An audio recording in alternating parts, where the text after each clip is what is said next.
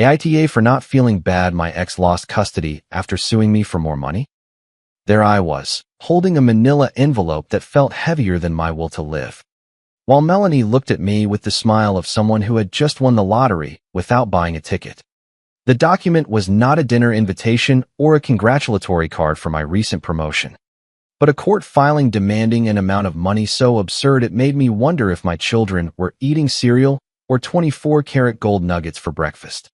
I still cannot process how a simple change in my job title at the office ended up turning my existence into a courtroom drama where logic was the first to file for divorce. Melanie and I were married for 8 years, a time I would describe as a sociological experiment on how much control one person can exert over another before the test subject moves into his own place. Our separation was due to what lawyers call irreconcilable differences, but I prefer to call it she wanted to control my breathing frequency, and I wanted to keep using my lungs on my own terms. For 3 years after signing the papers, I managed to navigate the chaos by paying a more than fair amount of child support for my 2 children while trying to ignore the background noise. Melanie was not a normal ex-wife. She was a sort of unofficial tax auditor who would show up at the most inconvenient times with a mental notebook ready to jot down my expenses. That background noise became part of my daily routine, like the hum of an old refrigerator you do not even hear anymore until it suddenly explodes. Every time she saw me with a new pair of shoes or posting a photo of myself eating a hamburger that was not from the value menu, I would receive a text message with the same threatening tone. She would tell me to enjoy my success while I could, because one of these days we would see each other in court for a necessary reality check. I had normalized her threats of a lawsuit so much that I mentally filed them away with spam emails and campaign promises from politicians, believing her stubbornness had a limit based on legal laziness. However, my promotion to senior director at the company was the trigger that made her money radar go off with the intensity of a lighthouse in a storm. It was not even 72 hours after I updated my LinkedIn profile that the manila envelope arrived at my door, marking the end of our imaginary truce. Melanie did not want a piece of the cake. She wanted the whole bakery, the oven, and even the baker's apron, based on the idea that my professional success was a personal affront to her budget. It was at that moment that I felt something inside me click, and it was not my back from the stress, but my patience, which had finally retired. I realized that if she really wanted to go through the legal system, I was not going to be the one to trip over her feet or set the rhythm. This time was different. I had spent years negotiating on the side, giving in to ridiculous whims to avoid drama. But the petition for triple the child support was the straw that broke the camel's back of my diplomacy. I decided my best weapon would not be to attack, but to maintain absolute silence and a suspicious level of obedience to the legal process she herself had initiated. I kept my sarcasm to myself and prepared to let Melanie walk herself into the deep review she claimed would destroy me. My first strategic move was not to resist the start of the process, something that seemed to unsettle her more than if I had yelled in her face. When my lawyer notified her that we would not attempt private mediation and would go straight to a hearing in family court, she interpreted it as a sign of my supposed early defeat. I, on the other hand, began preparing every receipt, every invoice, and every bank statement with a surgical precision that gave me a strange sense of peace. I knew Melanie was counting on me to try to hide income because that is what she would have done in my place, projecting her own ethics onto my finances. I asked my lawyer to demand the process be as thorough as possible, requesting expert evaluations and reviews from both sides so there would be no doubts left hanging.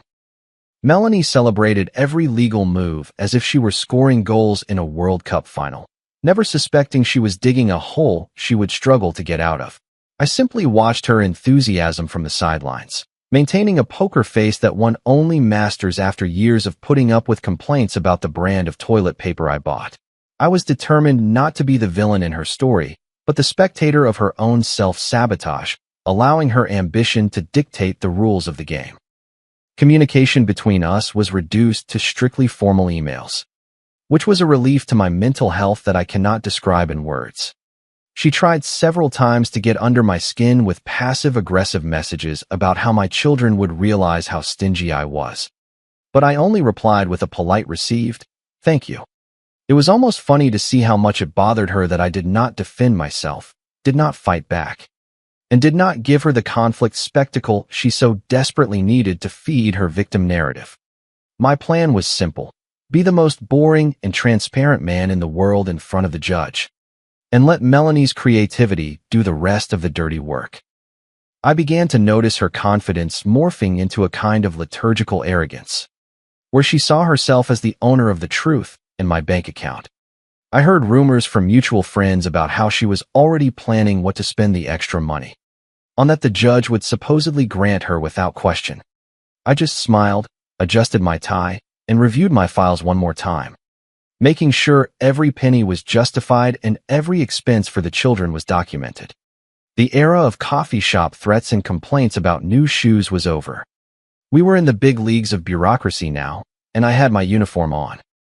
I cannot deny I felt a twinge of nervousness, but it was the kind of nervousness you feel before watching a movie when you have already been told the satisfying ending. Melanie was so obsessed with the amount of my new salary that she completely forgot the judicial system also reviews the expenses and lifestyle of the person filing the petition. She assumed the judge would only have eyes for my pay stubs, conveniently ignoring that fairness is a two-way street. My lawyer told me to stay calm, that her stubbornness was our greatest ally, and that Melanie's litigious profile was an open book for someone with experience. The tension in the air was palpable whenever we met at the lawyer's office for the exchange of preliminary documents. She would walk in with a folder full of clippings and notes, as if she were building a case against an international cartel instead of a child support review. I, in contrast, carried my tablet with everything digitized and an "I am just here because I was invited" attitude, which seemed to irritate her deeply. It was obvious she was expecting a war of accusations, not a technical delivery of financial data that left no room for the creative interpretation she was looking for.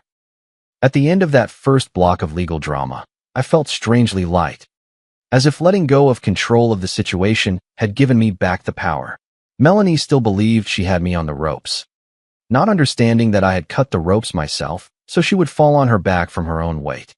I promised myself I would not intervene to save her from her own mistakes, something I used to do frequently during our marriage to avoid scandals. This time, if she wanted the system to decide our future, I would let the system do its job without any filters or protections for me. Update 1. A month has passed since the last update, and things have gone from a simple legal dispute to a social spectacle worthy of a low-budget soap opera. Everything was going relatively well, considering I have a petition hanging over my head, until Melanie decided the courthouse was too small a stage for her dramatic talent. She started proclaiming my supposed financial issues in the elementary school's parent Facebook group, a place where usually only snacks and exam dates are discussed. It seemed her new strategy was to ruin my professional and personal reputation before we even set foot in court, accusing me in front of everyone of leaving my children in poverty while I lived a life of luxury. The most ironic part is that her great proof of my opulence was a designer watch I started wearing after the promotion, an item that is actually a $10 knockoff I bought at a flea market. Seeing Melanie point at my wrist in the school parking lot as if I were wearing a platinum Rolex was one of the most surreal moments of this whole process. I just responded with I do not know what you are talking about" smile, and kept walking to my SUV, avoiding getting into the mud of her public provocations.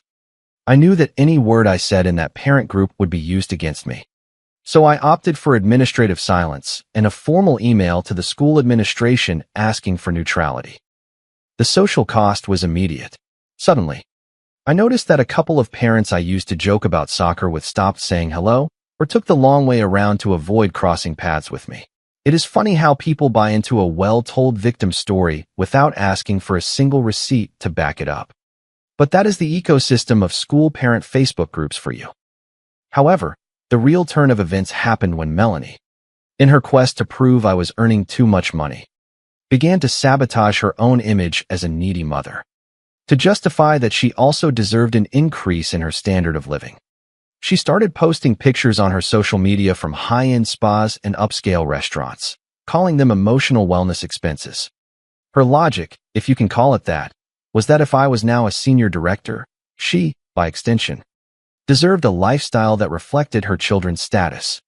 I do not know what law manual she read that said child support includes spa visits for the mother, but she was convinced she was sending a message of empowerment.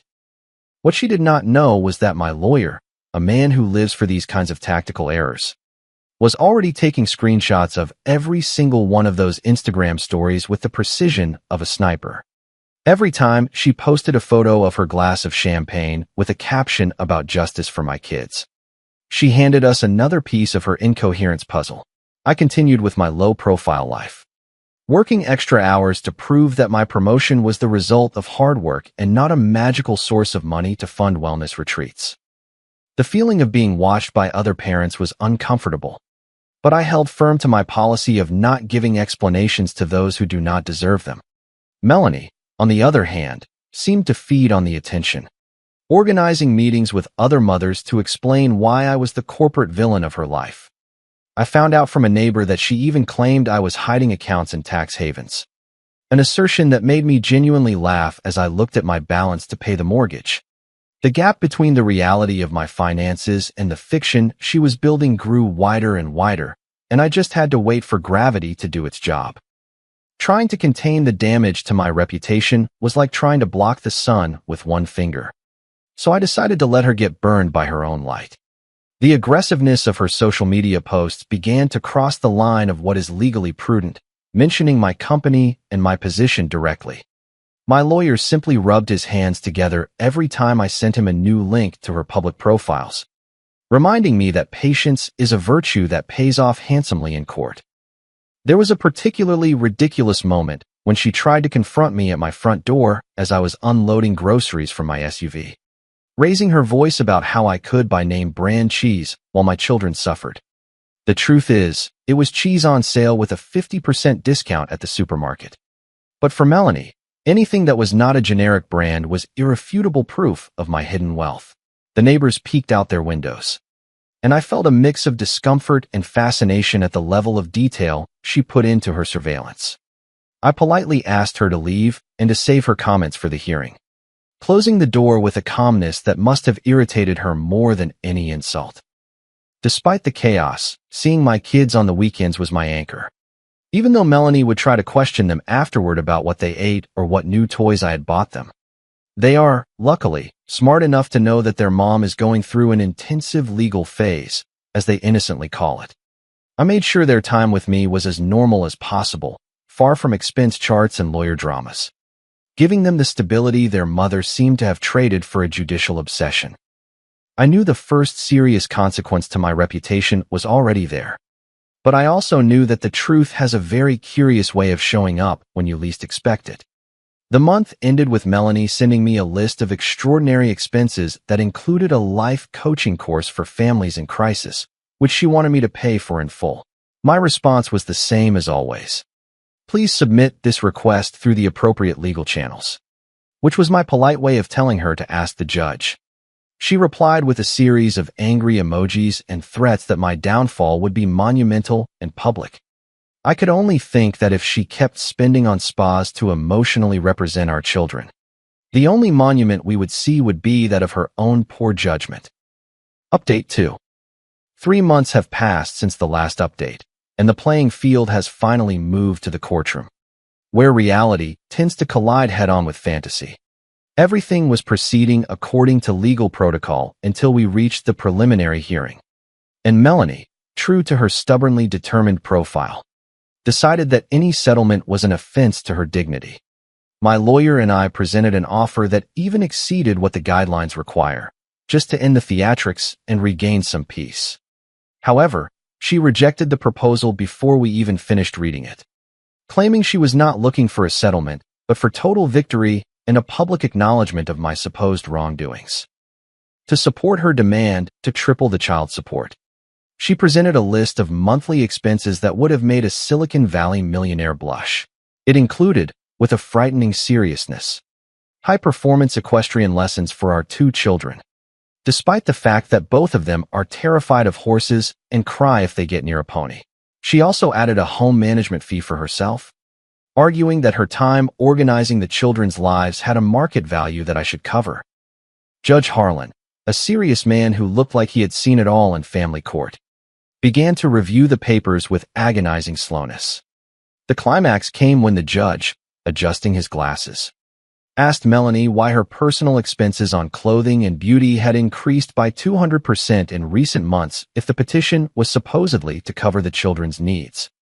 Melanie, instead of giving a coherent explanation or simply keeping quiet, decided the best course of action was to argue with the judge about his own tone of voice. She began to say that the question was biased and that the judge was viewing things through a traditional lens of the domestic economy, claiming that she needed to be well and confident for the children to be well.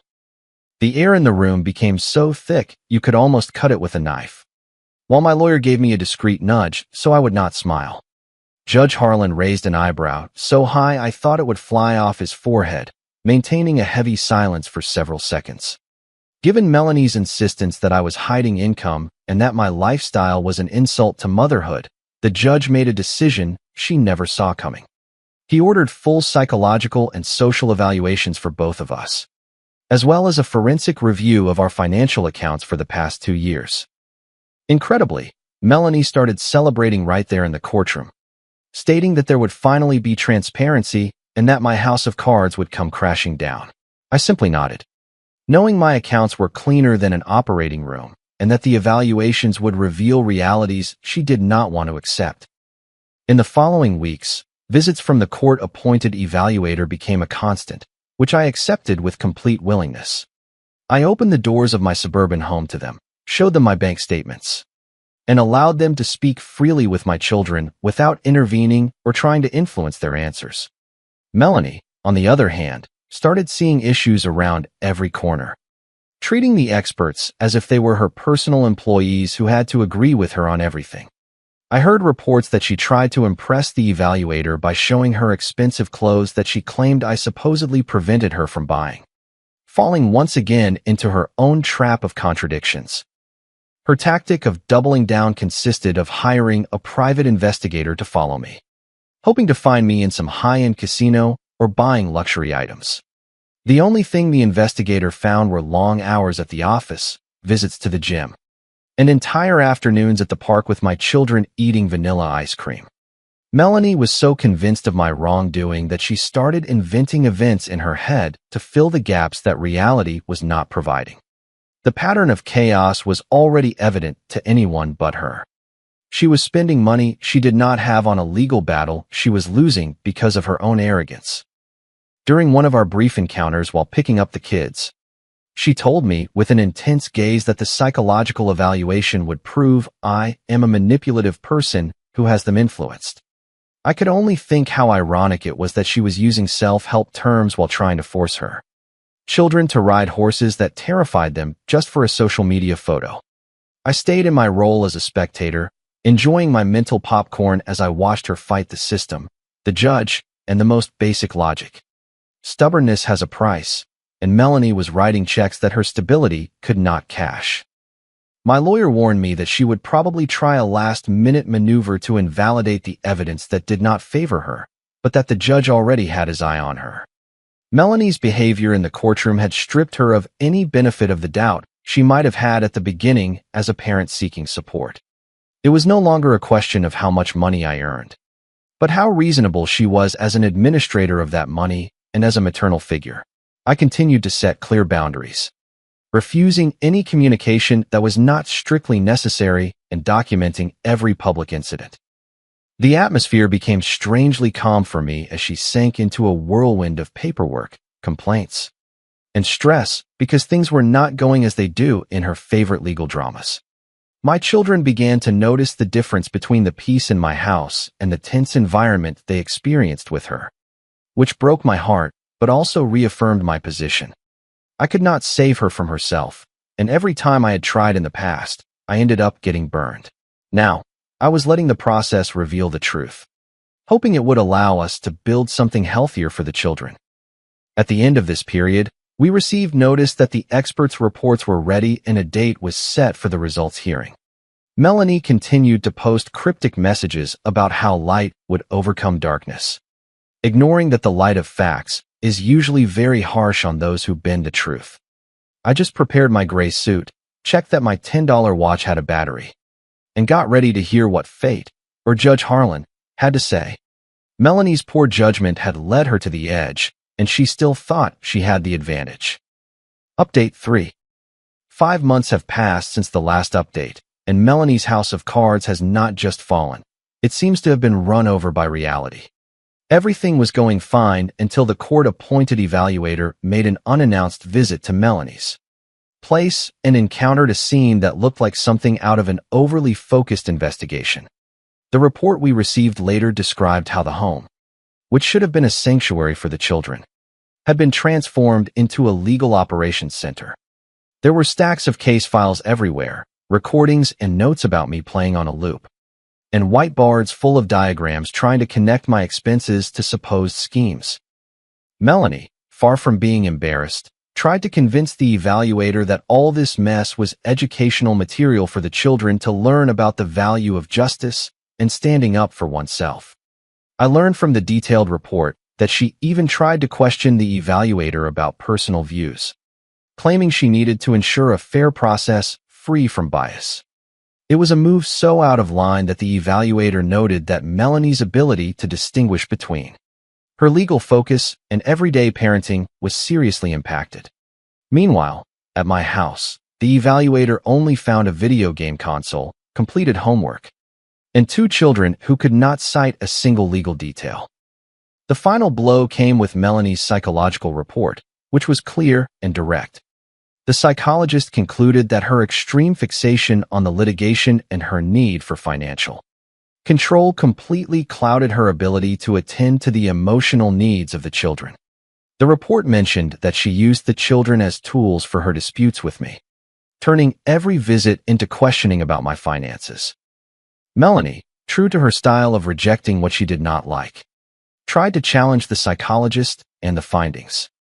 That desperation to discredit anyone who did not agree with her was what ultimately weakened her position in the eyes of the court. I did not have to say a single negative word. The professional reports spoke for themselves with technical clarity that was damaging to her claims. Seeing Melanie in the courtroom trying to explain that her planning boards were critical thinking tools was one of the most revealing moments of this entire process. She was no longer focused solely on the children or the support. She was fighting to keep alive a version of events where she was the hero and I was the problem, even though the facts stated the exact opposite. The saddest part of this stage was noticing how the children began to ask to stay with me longer, saying that at Mom's place, there was always tension with phone calls to lawyers. It broke my heart to see them so tired from a conflict they did not ask for, but at the same time, it gave me the strength to continue with the process to the very end. Melanie was so caught in her own perspective that she did not even realize she was losing the most valuable thing by pursuing a child support increase that was already impossible to justify. Her strategy had only succeeded in highlighting the environment she had created. She even tried to file a formal complaint against Judge Harlan for perceived bias, a maneuver my lawyer described as a serious misstep.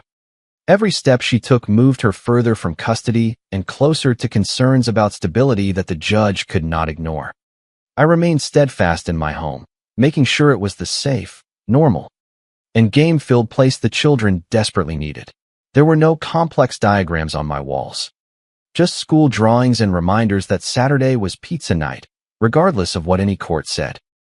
The final report from the evaluator was the last major piece, recommending a review of the custody arrangement due to the unstable environment. Melanie reacted by posting a video on social media where she expressed distress, saying the system was against her for being a strong, independent woman. Her own followers began to question her, as the video was filmed at the same upscale spa that had already raised issues. The lack of awareness in this situation is something that stands out. At that point, I no longer felt anger, just a deep fatigue and the certainty that the end was near. Melanie had turned her life into a court file and had forgotten how to be a person, a mother, or even a functional parent in daily life. My lawyer told me to prepare for the final ruling because after what the experts had seen, Judge Harlan was not going to overlook the patterns. I just wanted peace to be the soundtrack of my life again, not the constant noise of legal notifications. The atmosphere before the final hearing was one of tense calm. Like those moments before a storm you have been expecting for months finally breaks. Melanie continued to send lengthy emails to everyone, including her apartment complex management, because according to her, the beige color of the hallway carpet was causing her significant stress related to the case. It was clear that her need for conflict was driving things forward without restraint. I just bought my kids new shoes, normal ones without any luxury, and waited for the judge to put an end to this situation once and for all. Update 4. A month has passed since the final judgment, and the action Melanie started with such intent came back with significant consequences for her position. On the day of the ruling, the courtroom was in absolute silence. Except for the sound of Melanie tapping the table nervously, Judge Harlan was direct. He not only denied the child support increase, but, based on the expert reports describing her home as an unstable and overly focused environment, he decided that full custody of the children should go to me. It was a development she never anticipated because she was too focused on the financial outcome. The judge's reasoning was clear. He stated that Melanie's intense focus on money and her behavior during the process demonstrated that she was not in the best position to provide an emotionally stable environment. At that moment, Melanie lost what little composure remained and began to raise her voice in the courtroom, claiming the judge was biased, which was a serious misstep. Judge Harlan, without hesitation, addressed the disruption as contempt of court and ordered that any visitation rights would be conditional on her starting mandatory psychological counseling. The situation required her to be escorted from the courtroom while she continued her objections. Because I now have full custody, the judge had to recalculate child support, and technically, Melanie should have been the one paying support. However, the judge determined that, given her circumstances, child support would be set to 0 so that she could use those resources for her own necessary treatment and stability. Basically, Melanie sued for triple the amount and ended up with a complete change in the arrangement, the child support, the custody, and even limitations on her complaints without professional oversight. The final result is that my house has regained a silence I have not known in years, and my children have stopped talking about legal matters and have gone back to just being kids. Melanie, far from learning her lesson, has now turned her energy against her apartment complex management, sending lengthy letters because the beige tone of the carpets causes her stress. I have been told the neighbors are already discussing the situation, but she remains convinced that she is the victim of a larger issue. I, on the other hand, am left with peace of mind, custody of what I love most, and a promotion I can finally enjoy without feeling that every professional success is an invitation to court. My life is now refreshingly normal. We work, we play, and if I order an extra pizza, I do not have to worry if it will show up in any disputes the following week. The kids are calm, their grades have improved, and they no longer have to witness financial questioning during family time.